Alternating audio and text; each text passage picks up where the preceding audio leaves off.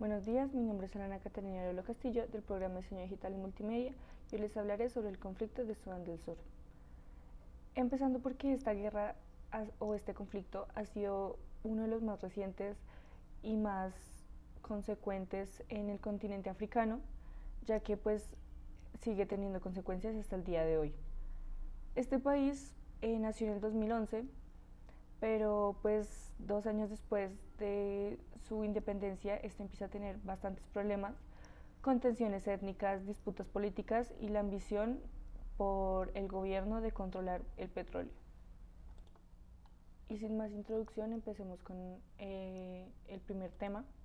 que sería la ubicación y el contexto geográfico. Este país limita con Sudán, Etiopía, Uganda, Kenia, la República Democrática del Congo y la República Centroafricana. Eh, para tener un poco más de contexto, antes de su independencia, Sudán del Sur había sido parte del país más grande de África, que sería Sudán. Y durante más de 5 décadas, el norte y el sur de este país vivieron bastantes guerras civiles, teniendo el norte como de mayoría árabes y musulmanes que dominaban este poder político y económico, mientras que el sur, lo que sería ahorita Sudán del Sur, eh, manejaba más que todo las etnias africanas y las regiones cristianas o tradicionales. Esta sufría discriminación por parte del norte, ya que ellos, como dominaban más que todo el poder político y ellos la parte religiosa y cultural y demás, eran discriminados por el norte por este tipo de cosas. Aún así, Sudán del Sur es una región bastante rica en petróleo y recursos naturales, pero aún así enfrenta unos problemas de pobreza y la falta de infraestructura como hospitales, colegios y demás. Es así como el 9 de julio de 2011, tras un referéndum de que el 98% de la población votó por la separación de Sudán, se proclama la independencia de Sudán del Sur. Con el Movimiento de Liberación del Pueblo de Sudán, SPLM, que estaba liderado por Salva Kiir, que asumió el poder, y Riek Machar, que fue nombrado como vicepresidente. Esta independencia fue bastante celebrada por todo el continente y por todo este país, ya que, sin embargo, pues el Estado había tenido una fuerte lucha para esto y finalmente la logró, lo que sería separarse de Sudán, por lo que empezaron a celebrar y pues pero aún así empezaron a tener bastante problemas estructurales sobre tenían bastante instituciones débiles, rivalidades étnicas, corrupción y una economía que dependía totalmente del petróleo. En los primeros años de independencia o las expectativas iniciales que se tenía de este nuevo Estado, durante sus primeros años empezaron a enfrentar bastantes desafíos, como tensiones étnicas entre los grupos Dinka y Nuer empezaron a aumentar, aunque ya tenían antes problemas, estos empezaron a aumentar. También la ausencia de un sistema judicial sólido y la militarización del poder político aceleraban el colapso de la estabilidad. Esto quiere decir que pues aunque ellos tenían bastantes recursos naturales, les hacían falta sistemas judiciales sólidos y la militarización del poder político se empezó a hacer bastante violento, lo que aceleró el colapso de esta estabilidad, como ya antes dicho. Aún así, durante sus primeros años de independencia, empezaron a tener bastantes desafíos graves para enfrentar, como las disputas fronterizas con Sudán por los campos petroleros, porque ya que Sudán del Sur era una bastante concentración de petróleo entre el país, pues ellos empezaron a pelear con Sudán. También tenían escasez de escuelas y hospitales, lo que dificultaba bastante este conflicto. También las acusaciones de corrupción en el gobierno por los ciudadanos que ya no confiaban en este gobierno. También la rivalidad creciente entre el presidente Kiir, que sería el dominante de la etnia Dinka, y el vicepresidente, que sería dominante, el vicepresidente Machar, que sería el dominante de la etnia Nuer. El inicio del conflicto en 2013 empieza a estallarse en la capital Yuba entre los soldados leales de Kiir y los seguidores de Machar, ya que Kiir acusa a Machar de intentar hacer un golpe de Estado, pero Machar niega totalmente las acusaciones y huye para formar un movimiento rebelde contra Kiir. Ya eventualmente se empieza a extender rápidamente todo el conflicto por el país y ya empieza a adquirir un carácter étnico, ya que pues el ejército empezó a dividirse entre los leales de Kiir y los leales de Machar, ya como Dinka los pro Kiir y Nuer los pro Machar. Y en pocas semanas pues empiezan a morir miles de civiles y empiezan a haber muchos más desplazados por este conflicto. Las causas o las expansiones de este conflicto empezaron en 2014, donde el país ya estando totalmente roto, empiezan a haber combatientes que se extienden por todo el país intentando hacer lucha por sus creencias étnicas, ya sea pro Kiir o pro Machar, y empiezan a haber masacres, violaciones en masa y ataques contra hospitales, iglesias y escuelas. Estos ambos bandos empiezan a hacer crímenes de guerra, ya que la ONU pues denunció que el conflicto estaba siendo alimentado por la venta de armas extranjeras. Y en varias ciudades como Bor y Malakal, la población civil empieza a quedar atrapada entre el fuego cruzado o empiezan a escapar a otros territorios como desplazados y demás. Y aquí es donde empezamos a hablar de las intervenciones o intentos de paz que empiezan a tener,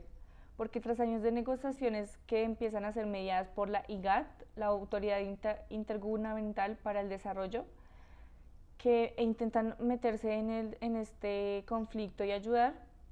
y se intenta firmar un acuerdo de paz entre Kiir y Machar. Entonces cuando Machar regresa a Yuba en abril de 2016 para asumir, nuevamente la vicepresidencia, empieza de repente a estallar nuevos combates entre las fuerzas de ambos líderes en la capital y Machar huye de nuevo al exilio y el acuerdo sale al colapso y este país vuelve al caos con otras nuevas divisiones, subdivisiones dentro de estos movimientos armados entre pro Kiir y pro Machar. Aunque estos empiezan a tener misiones de paz, sanciones y programas de ayuda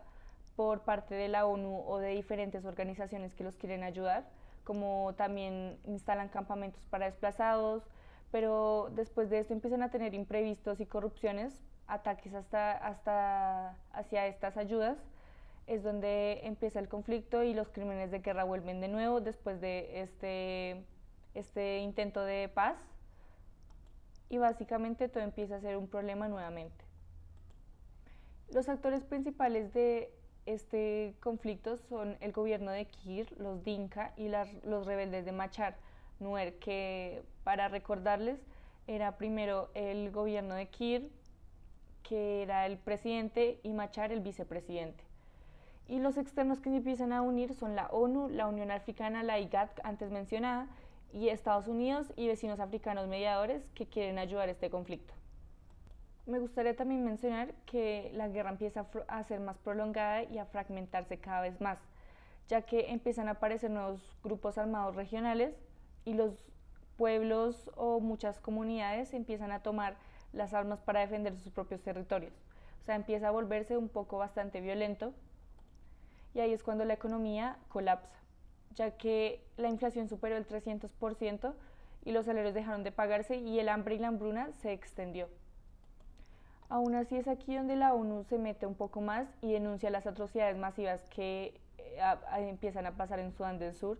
como pueblos incendiados, ejecuciones públicas y reclutamiento de más de 20.000 niños soldados. Empezamos a hablar sobre las crisis, donde más de 400.000 personas muertas, más de 4 millones de desplazados internos y refugiados empiezan a unirse a Uganda y a Etiopía, a Sudán y Kenia para dejar el conflicto atrás, y más de 7 millones de personas necesitadas de ayuda alimentaria. Aún así, los campamentos de la ONU pues se empezaron a convertir en refugios para miles de civiles, y aún así la hambruna seguía y era muy difícil ayudarlos, ya que este conflicto estaba ya avanzando bastante rápido. Hablaremos del impacto social y cultural que este tuvo, ya que pues miles de mujeres empiezan a sufrir violencia sexual como arma de guerra y las escuelas empiezan a ser cerradas y los hospitales a ser atacados y la mitad de los niños de Sudán no recibieron educación y no saben qué es lo que no saben qué es lo que vivir en un país sin guerra. Las comunidades empiezan a vender sus medios de vida tradicionales, la ganadería y la agricultura son devastadas por saqueos y desplazamientos, empiezan a haber desaparición de tradiciones locales por migración forzada y pérdida de líderes comunitarios. Están las quemas de aldeas y bosques por la contaminación por el petróleo. Esto destruye también comunidades enteras, escuelas y hospitales, como antes mencionado, y los niños empiezan a ser reclutados por grupos armados. También la pérdida cultural, el desplazamiento forzado y el trauma psicológico es lo que abunda en la juventud de hoy en día en este país. La economía de Sudán del Sur ha sido representada también alrededor del 90% por los ingresos nacionales y el petróleo es su principal fuente de ingresos, ya que la lucha por controlar los pozos petroleros fue de las primeras causas de la guerra en este país. También empezaron a tener una inflación extrema y desempleo masivo, la dependencia total de ayuda internacional, el control del crudo y la corrupción fueron unos de los temas para que esta economía fuera en declive. Y nuevamente hablamos de los procesos o acuerdos de paz revitalizados. En septiembre de 2018, pues tras mediados de Etiopía y Sudán, se firma el acuerdo de rehabilitación de paz, revitalizado de paz, donde el acuerdo incluyó un alto al fuego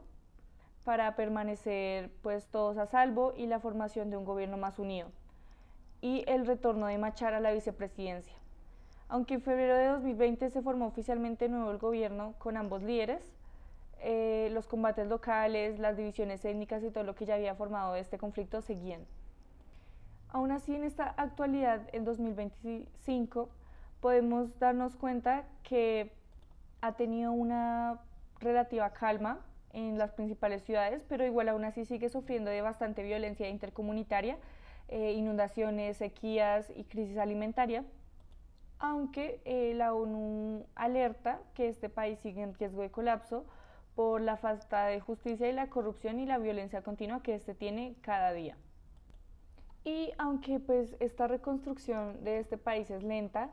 se tiene la ayuda internacional pues que sigue siendo bastante vital para este país y millones de personas que habitan en él. Y para las conclusiones finales pues podemos tener como ejemplo la historia de Sudán del Sur, que se independizó, pero esto no garantizó la paz en ningún momento. Y este sueño de libertad que muchos tenían se transformó por una lucha interna del poder y de los recursos naturales, que los carcomió hasta llevar a morir a miles de personas. Pero aún así, pues la resiliencia del pueblo sigue siendo una fuente de esperanza cada día. Y pues aún así el futuro dependerá de la educación y la construcción de un Estado más inclusivo que represente a todas las comunidades sin ningún tipo de discriminación. Pero pues aún así esperamos que pues estos problemas o conflictos cesen y no tenga que haber ningún muerto de por medio, ningún civil de por medio. Entonces, pues nada, estas serían las conclusiones finales y muchas gracias por escucharme.